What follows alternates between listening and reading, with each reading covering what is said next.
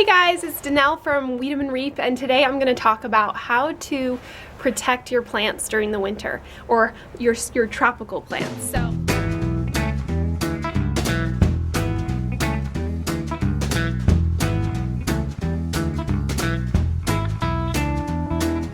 let me show you what I've been doing. We live in Arizona, that little sun adjusts, and we've planted a few subtropical plants that do great in the summer, and they need a lot of help in the winter because they really don't like the cold. So we've been getting down to about the 30s, and when you get right about 40s towards the 30s, they start to suffer a little bit. So this is what you have to do. So we've got, let me just tell you, we've got 3 Barbados cherries, and this guy seemed to do just fine. He's pretty green and he's looking great. This one, I'm gonna like put it up there and show you. I'm like embarrassed to show how he kind of got dead.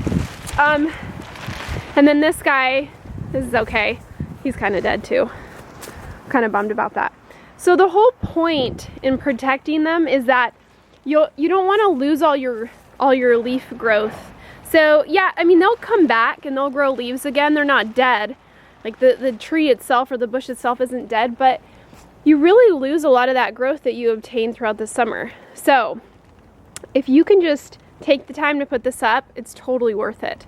So what you do is just put 4 stakes all around it, and then you'll wrap a plastic, kind of like a painter's plastic, and then we put these 4 posts around it because you don't really want the plastic touching the leaves, which is kind of annoying. You think you could just drape it around, but you actually can't. It's kind of almost touching it there because it will actually freeze where it touches. So we do that, and then we have these sheets that will cover it only when it gets really cold. So if it gets really cold, we'll just drape this sheet over it.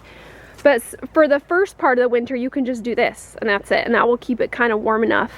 And then as it gets close to the 30s, you have to cover it with a sheet, and then we also wrapped some lights around there. I don't know if you can see. We've got some Christmas lights wrapped around there.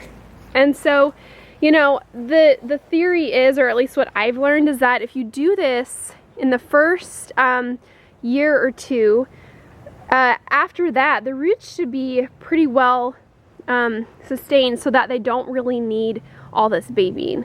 So I know it seems kind of annoying, like, oh gosh, I have to do this, but look at our huge old mango. Our neighbors are probably like, what is going on?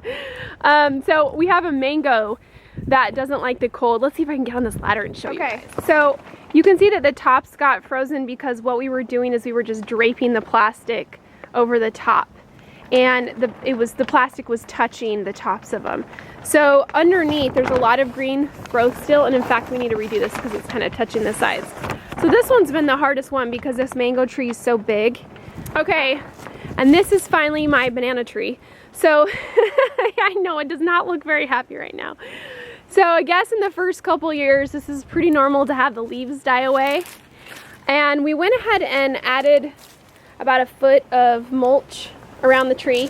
But I think the last thing we're gonna do, because we know it's gonna get really cold here, is we're going to wrap some bubble wrap around the base to really protect this. So it's pretty normal to have the leaves do this, but what's gonna happen, oh, see there's some green. See that? So what we wanna do though is preserve as much as we can in the trunk, so that when it starts in the spring, when it starts to sprout new leaves, it doesn't have to like grow all this again. So, you know, our goal is to try to preserve as much green as possible so that when it starts to come back, the tree doesn't have to do so much work towards the leaves, and it can put more of its effort into producing fruit, because we want mangoes, yo.